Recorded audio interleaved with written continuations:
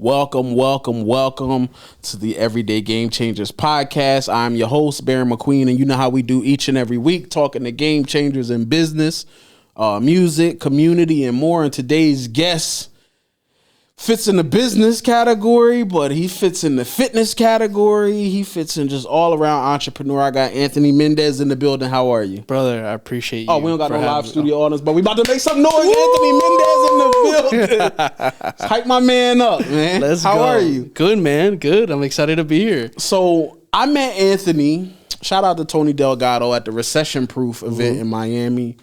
And we just kind of chopped it up before the show and after the show, and I'm like, man, I got to get this guy on my podcast because even though you in the fitness space, you really did well even when people wasn't even able to go to the gyms, right? So that's we're talking during that COVID time. Yeah.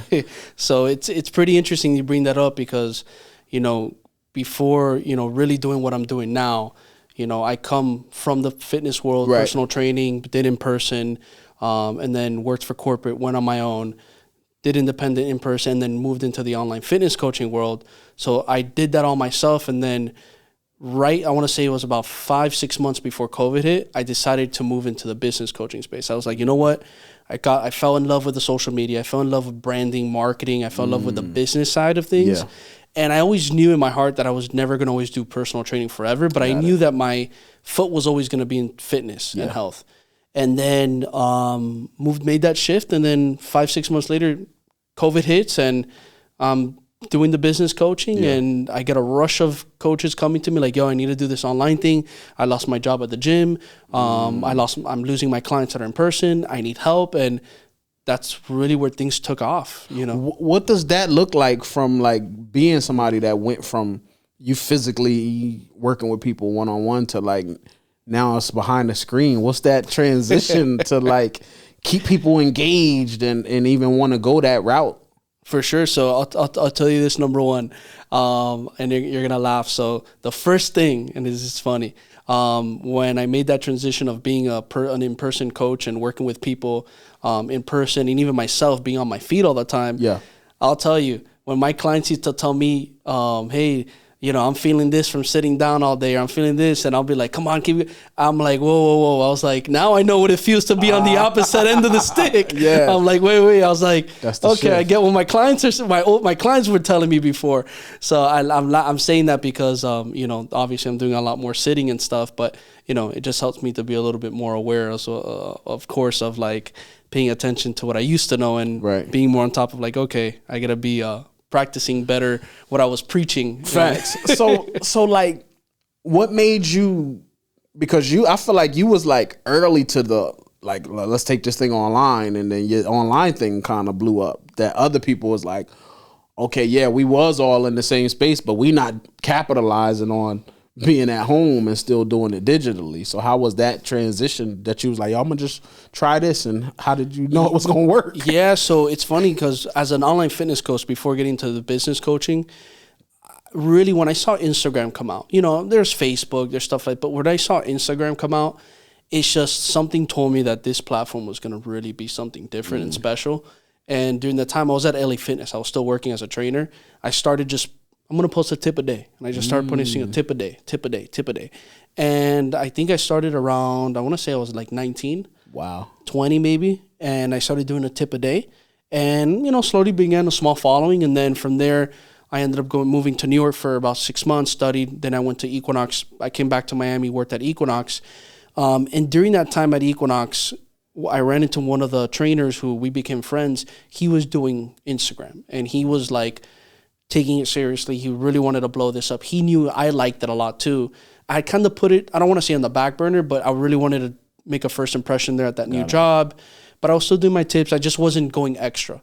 And when me and him would have conversations, I talked to him about Instagram, where things are going, content, this and that. And he was too. And he's like, yo, bro, he's like, look, I want to do more videos. I want to put better content out there. He's like, I know you do too, so let's just start recording each other. And doing our time, like our breaks in between clients, like we would go to the parks, we go to other gyms, we go places, shoot content, and then we edit ourselves. So I actually learned how to do video editing. and I would edit my own videos. Fire. And then things started taking off, and I started seeing like a lot of the movements and stuff that I used to do back then also as well were different. When I mean different, they weren't like the common traditional working out. I did a lot of like unconventional training, so it was a lot of like muscle confusion stuff. Yeah, body weight, calisthenics, kettlebells, a lot of what's called animal flow. It's a style of body weight movement. So it was really new at the time. It wasn't such a familiar thing amongst people. So I'm not gonna lie, that also helped to put me in the forefront where people were watching content like, yo, what is this? I've never seen this before. The stand factor. And I would stand out. So that kind of started the spark of me disrupting, especially here in Miami.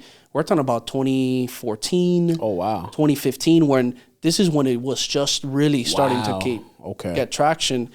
And I just continued on. I stayed consistent. I was posting at least 2 posts a day, 2 posts a day, 2 posts a day, 2 posts a day. And then that just led me to open up multiple doors. I had a time where I was collabing with a lot of different like influencer, I want to talk about individuals. That. Oh man, I'll even tell you one time where, oh man, I can get into a whole story with that. Because so this is as a marketing guy, right?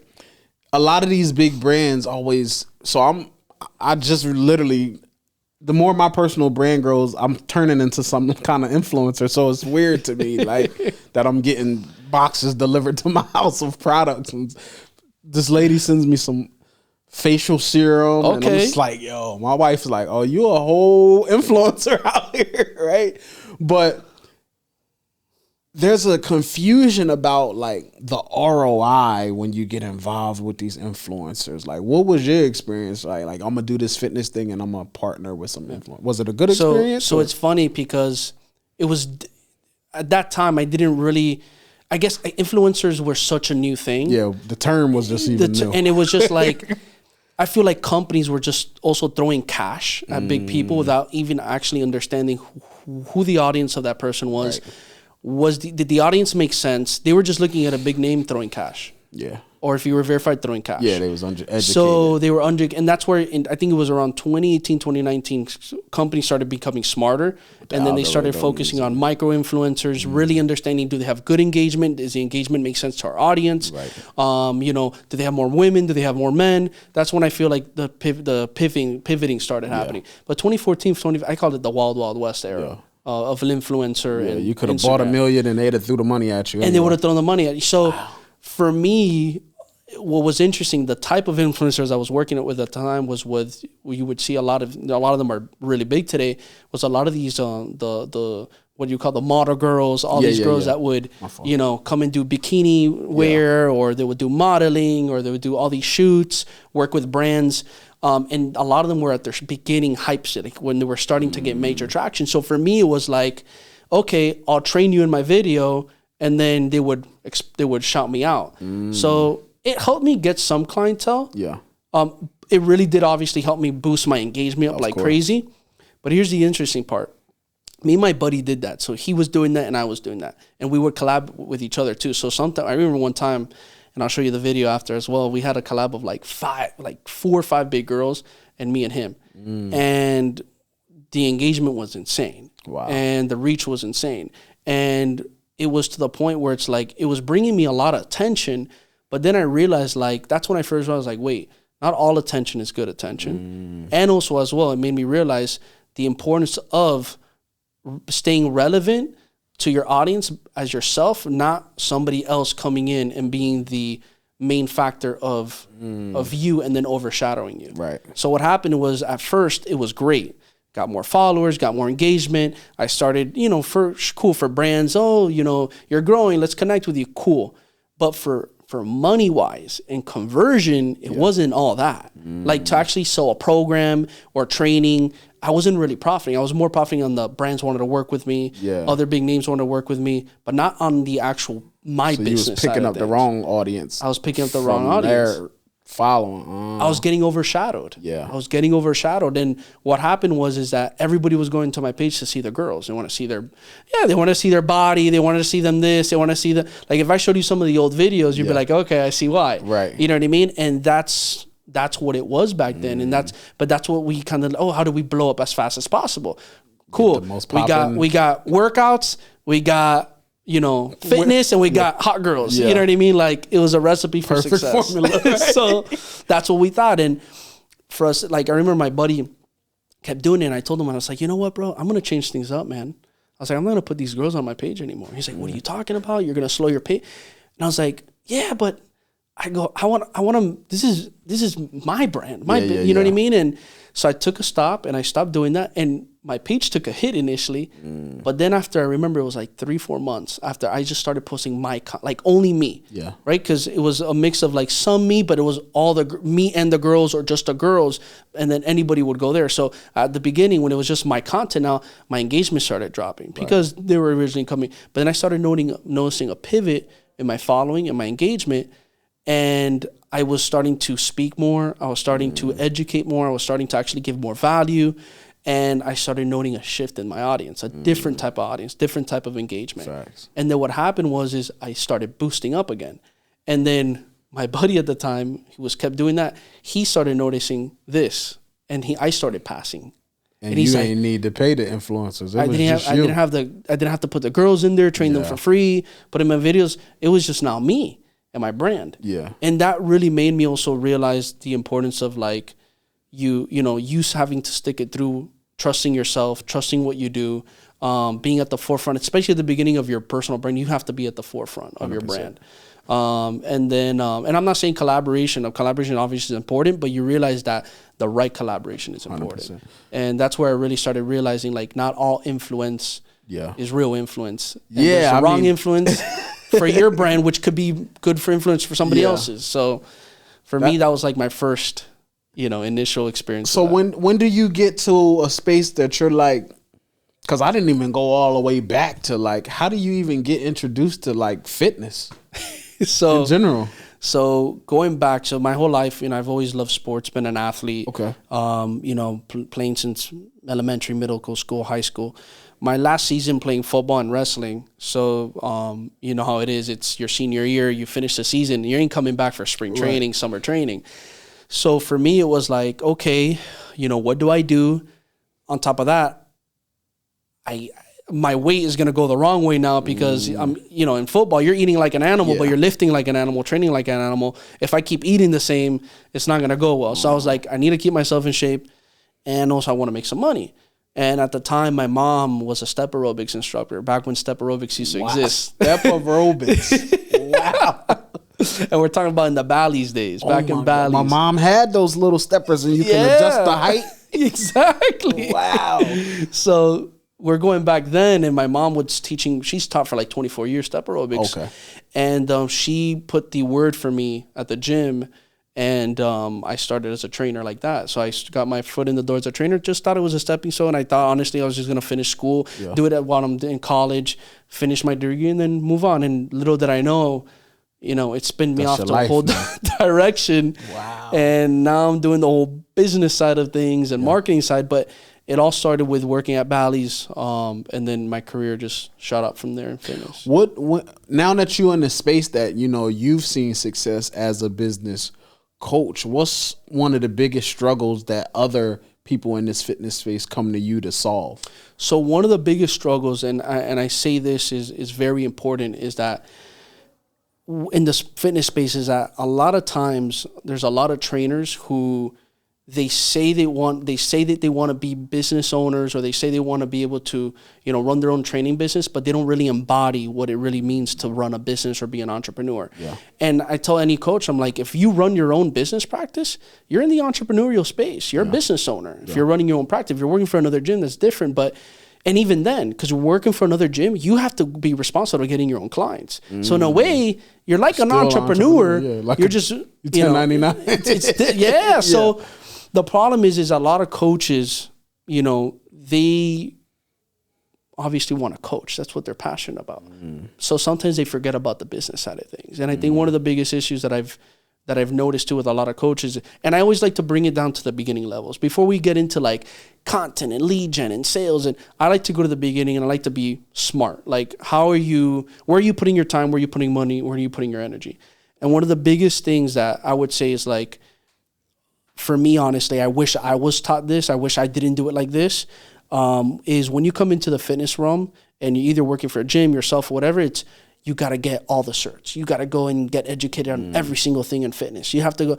And I'll be honest, like for any young trainer or fitness professional out there, don't do that. Like it's expensive to get those certs. Like we're talking about each cert can cost you between minimal $900 all the way to like $6,000 certs, $5,000 certs. Wow. And for a brand new trainer who's starting, you're not going to have that much money. Yeah, you're never going to get that back, right? You're never, exactly. So you're there, finding ways to get credit cards to get these certs because also as well, amongst your peers, but if I have more certs, I'm going to look more credible. So it's like a FOMO thing, right? Mm-hmm. And you have to think, and I wish somebody told me that until I realized it later is, you don't need all those certs. Mm-hmm. And also as well, like you're just learning to even see what's your favorite training style. So you get all these certs, next you know it, 5 years later, you're like, wait, that's not even my training style. Yeah. I like training like this, or I like learning, this is my area of expertise that I want to be niched in. Yeah. And then you spend all this money in these certs. So I say, take time to discover yourself. And if you are going to put, like, all you need is your national cert, which allows you to, be a trainer and operate nationally. And then what you do is look for coaches who are certified in other certs and ask them questions, ask them if you can shadow them, to see if you like that style first, and you that's an area you can see yourself in before you get the cert. Right. And where you should put your money in is business, learning how to be able to operate, understanding finances, understanding how to be able to build a clientele. Facts. Learn all the business side of building a personal training business or a gym before even going crazy with all the certs. People don't, to be honest, your clients don't even give a shit. Like, how many, I'll be honest, like, only once in my whole career have I ever had one person, a client, ever ask me, what cert do you have? In my whole career. They don't care. All the client cares is, I have a problem, how are you going to help me solve it? Yeah. That's all they care about. 100%. So when it's like this ego thing, let's put the ego aside. Don't worry about this. I'm not saying the certs are not important, but right at the beginning, they're not. Later, once you figure out what you want to do, then start specializing in certain areas. But really just lock the business component and invest your money in there first. So that way you're sound. I feel like I deal with that when I talk to photographers, right? They just want to shoot. They want to be photographers. But when the business get involved, I'm talking and I'm like, yo, can you send me an invoice? You don't got Zelle? Like, bro, I'm not doing business through Zelle. Send me an invoice. Yep. Let's do business, right? This is business. And I feel like that's the same way. Like so like for me, the thing that I can't stand about the fitness industry now is the internet of fitness, right? Not saying everybody's in the fitness space, but I'm sure you probably like everybody's in the fitness space. But now you have the numbers. Now you have people that's in the fitness space, but then I don't like the people that get work done, plastic surgery work, and then now they fitness experts. I agree with you. They like, oh, you know what? To look like this. And I'm like, whoa, that's Dr. Miami. I know the guy, right? Dr. Miami. But now they fitness experts. It happens. And it's just like, oh my. I seen this with Khloe Kardashian. Yep. She I'm like, Khloe, come on. Then they launch a program.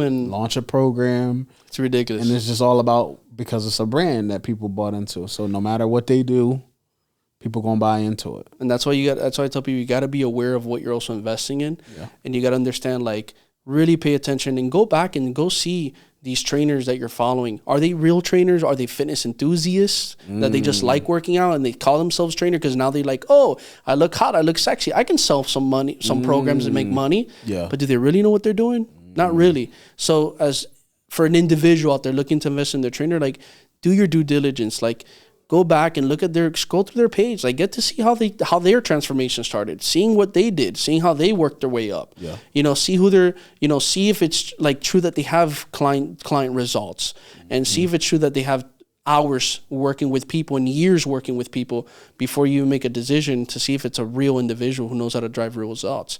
Especially in Miami, like you said, there's always the quick fix, the plastic surgery, and then I'm going to sell something to you. And it's like, yo, you're selling a fake dream to somebody that the only way to get what you did is by getting plastic surgery. Yeah. I mean, it's sad. I'm seeing the built-in abs now, like abs. And I'm glad you brought that up because it ain't just girls anymore.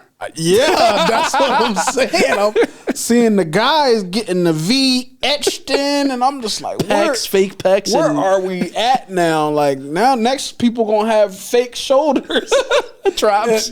Yeah, I was in the studio 2-3 weeks ago. I'm shooting with this model, and we just talking, and she was like, yeah, I got a skinny BBL. A skinny BBL. I'm like, I heard of BBL. Yeah, I've never heard of that either. So skinny BBL is for those who actually really don't need a BBL, that they don't even fit the weight class to have enough fat to transfer.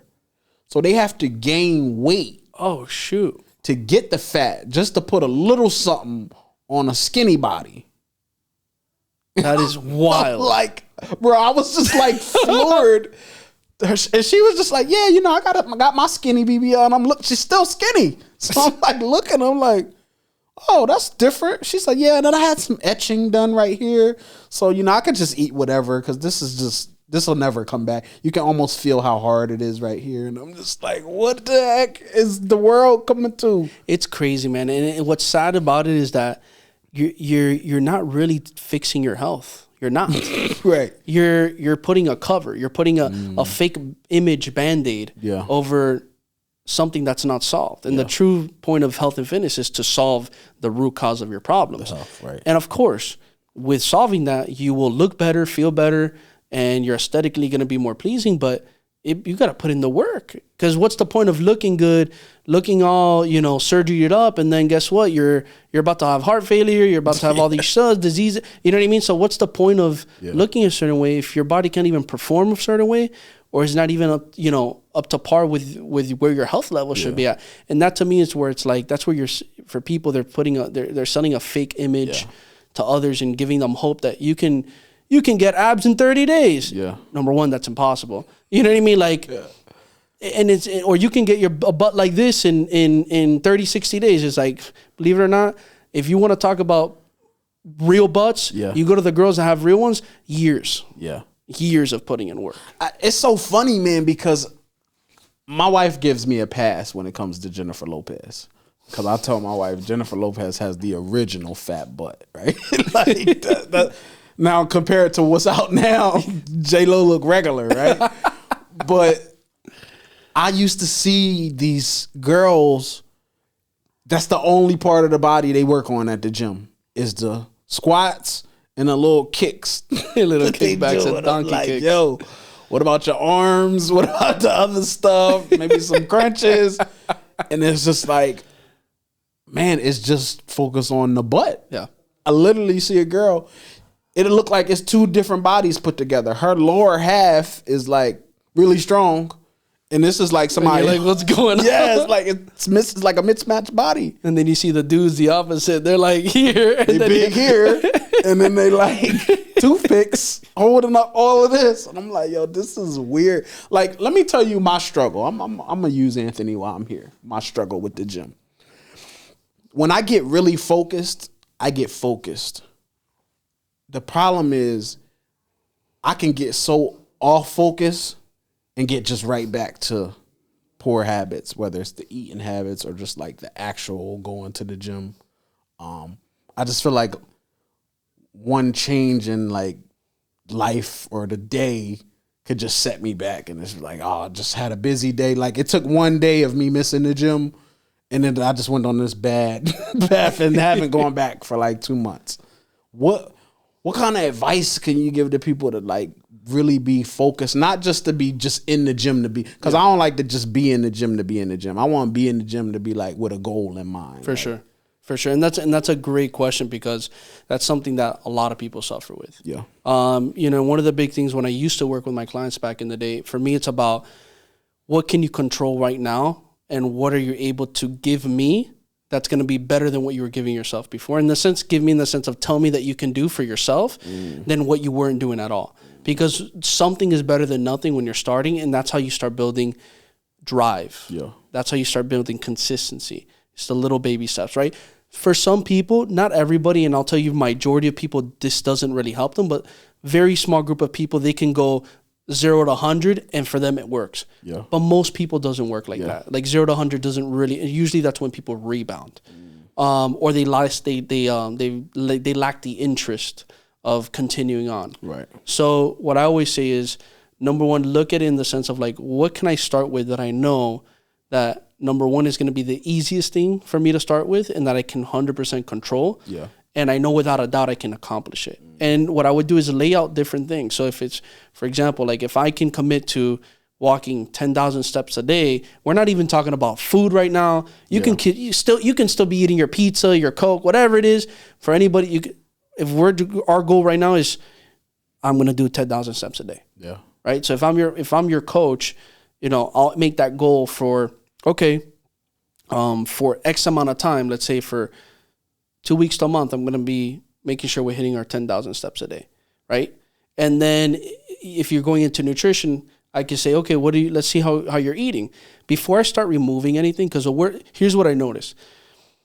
People are more scared of losing something than gaining something. So people are more scared of like, what they can't have no more. Versus getting excited about winning something. It's pretty crazy. I was reading a study done on it. So people rather not lose, like they're saying, their home, their car, their experiences, whatever they're doing, than win $1 million.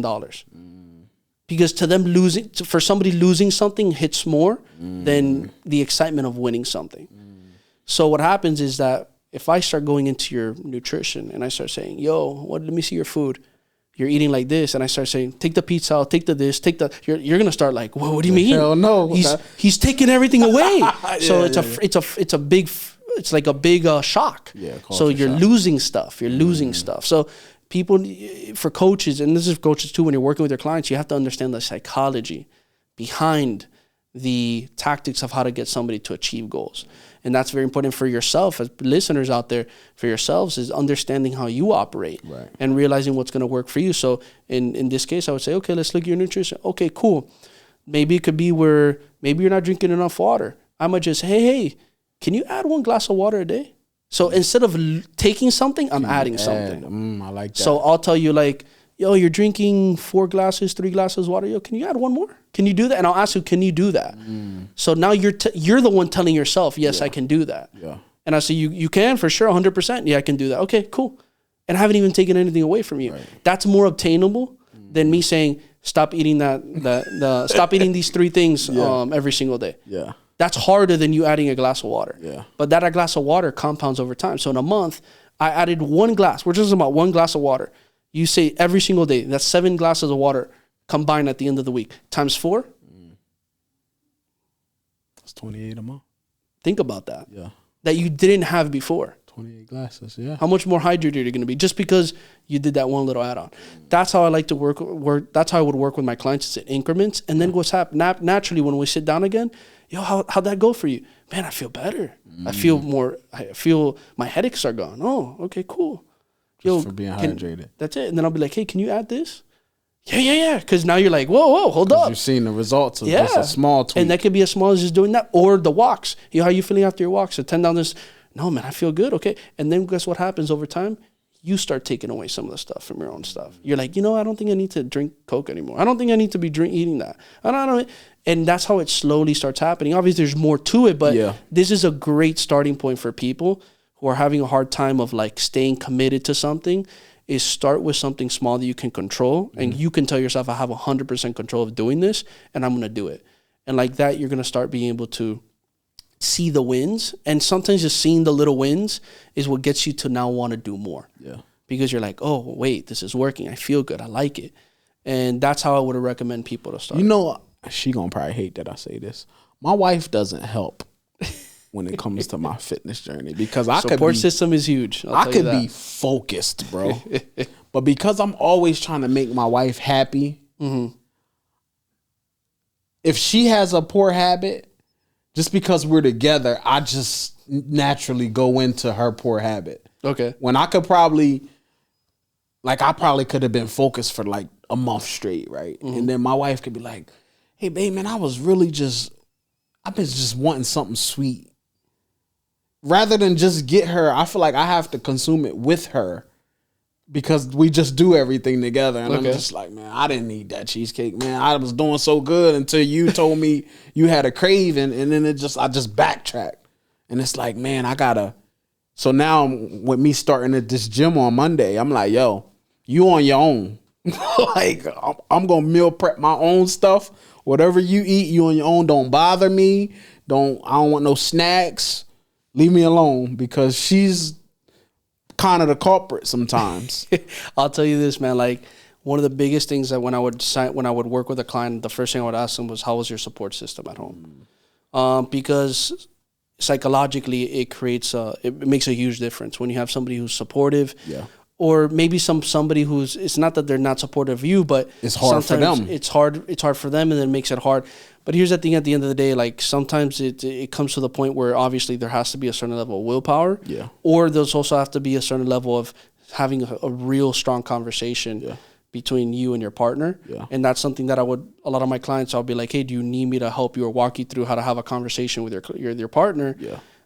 So they can also realize, like, how serious this is for you. Yeah. And sometimes it is about having that conversation. Yeah. And just also as well reminding them again of your goals. And I'm focused now. She in trouble now. She's in trouble. I'm like, I'm buying all the groceries. I'm taking it all out the house. Or invite her. Like, sometimes too, it takes you inviting them. Yeah. Sometimes they get intimidated, and they actually are looking to be invited to see how they can be part of your journey. So sometimes I'll tell some of my clients back then, I'm like, invite them. Like, maybe it's just they want to be part of it and they don't know how to tell you. Invite them into your journey. Let them participate in your journey. And now you guys are working together in achieving, both your health and fitness goals. So it's just finding also, well, what works amongst, the couple. Yeah. And then, focused on finding the best way for you. So my path, this is the path I'm trying to take now. I'm going to get fine and then hope she be like, man, he look fine. I want to get fine too. Because what happened before, I had got really focused, man. I literally stopped eating meat for a year. I was just like really measuring my cups of rice, and I was like really, really focused. I started losing more weight faster than her. And men usually do. And she was getting, like, we was doing these little weigh-ins, right? And she was just getting, she's like, I'm doing the same thing as you. We doing the same exercises. I'm doing the elliptical, the same amount of miles as you. And I'm just like, is you a woman? That one, and also too, like, your body's gonna being a man and a woman, your body's gonna respond different than hers. She might need a different stimulus, right? And she might need a different amount of food, and she might need a different types of workouts that are gonna help her than you doing. So when it comes to even between me and you, we're not gonna be exactly the same, but we'll be closer than a woman and a man. A woman's going to need different demands than a man needs when it comes to working out, when it comes to nutrition. Their bodies are shaped differently than ours. Their work capacity is different. Their energy expenditure is different than ours. Their muscle building capacity is different than ours. Their fat storage is different than ours. Women store more fat than men. Why? Because they need it for conceiving. Yeah.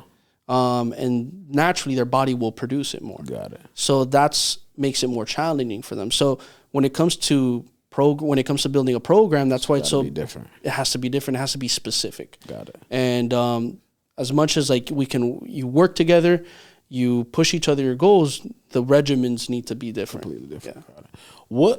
How do you balance, like, because you've done a really good job of going from, okay, I'm fitness and I'm a trainer, but now you really big on the business aspect of, like, look, I'm learning business and systems that if I wanted to go in another industry, I could, right?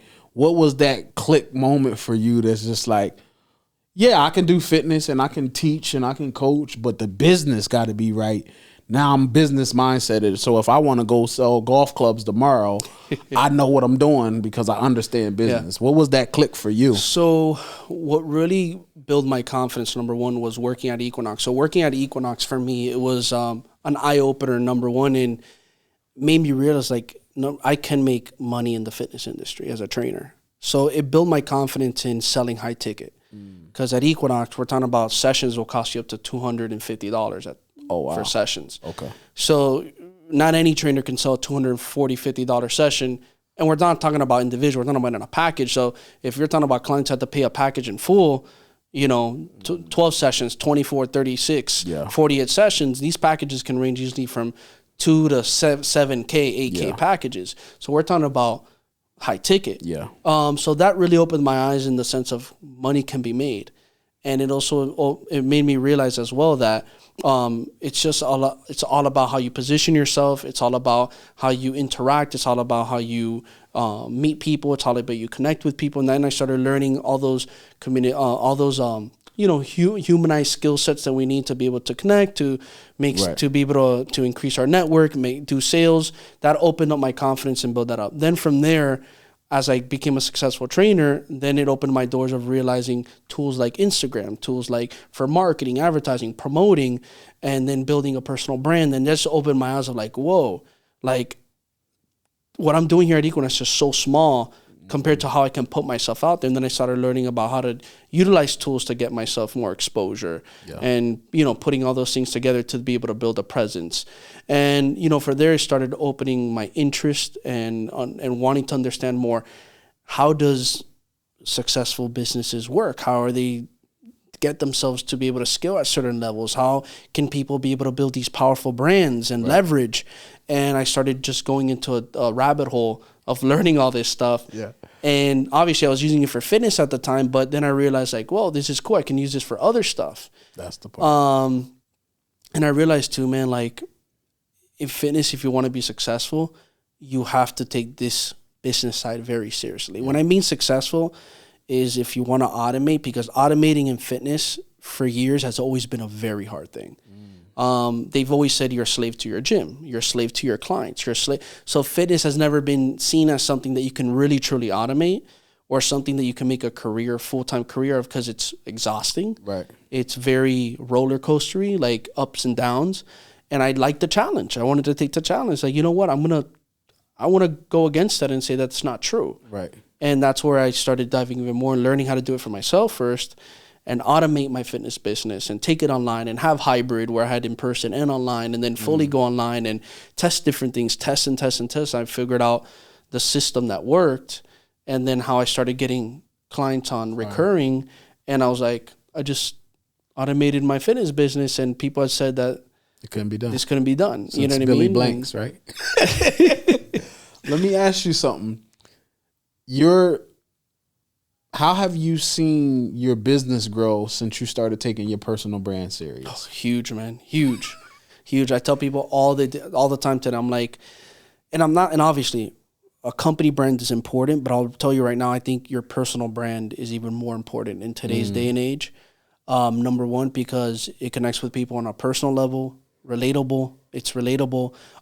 It also shows a human side of your business and you. It gets people to feel like I'm a degree away from the actual person who operates and is the face of this business. Facts. And then also as well, like people will remember you more.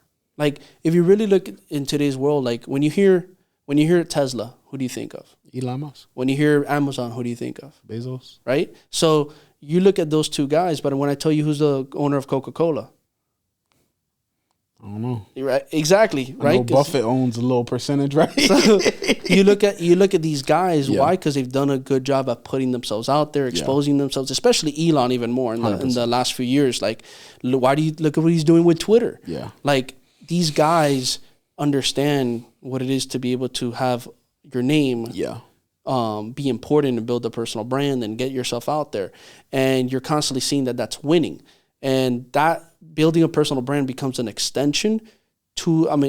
Your personal brand is like the center, and then your businesses become the extensions of your personal brand, and then your personal brand will fuel the different extensions that you have into your other businesses, and it starts there because the trust, the credibility, the authority, that everything is going to start from in here, and then it's going to spread to your businesses. And I'll tell you, that's what's going to win every day. And if you can also be the best at the beginning, if you can be the strongest customer service yourself in your personal brand or in your businesses, you're going to win in the long shot. When Elon bought Twitter, Who was the one putting all the polls on Twitter? Elon. Who's the one that threw up the chart? Hey, should we get Trump back on the Twitter? Or should we do this? Who's the one replying to all the people on Twitter? Elon was the guy. So who was the biggest customer service agent on Twitter? Elon Musk. A multi-billion, the richest man in the world. Do you think he needs to be doing that? No. You're right. No, that's why he's winning. It's for me. My audience probably hears this a lot from me because I've seen what it's done to my other businesses. So you being somebody that has a really strong personal brand, I needed them to hear. Sometimes it's not the message, it's the messenger sometimes. So if they I'm beating it in their head, but maybe you might have a little tact or it might come different from you. But so the people that watch my platform, is some of these people are, maybe they not already entrepreneurs. Maybe they got a little side hustle. Maybe they looking to get into the entrepreneurship space and they want that little side hustle to take over. What's one piece of advice you could leave for that person that's just like looking to get, where do I start? Like I want to just get started at something. I would say the biggest thing you can do is don't worry about, number one, don't worry about trying to play catch up with everybody else, in the sense of don't try to think that you have to now force your way or fast track your way to somebody you've been following for a long time that you've been inspired by. Right. Because that's a natural thing to do, where we see like, oh my God, this, let's say for example, maybe you have a 24-year-old who's watching your stuff, has a side hustle, wants to break through, and he's watching another 24-year-old who's now a multimillionaire who figured it out. Yeah. Don't worry about that. Like, don't worry about that person. Worry about the fact that you have something, you started something, and you will have your time.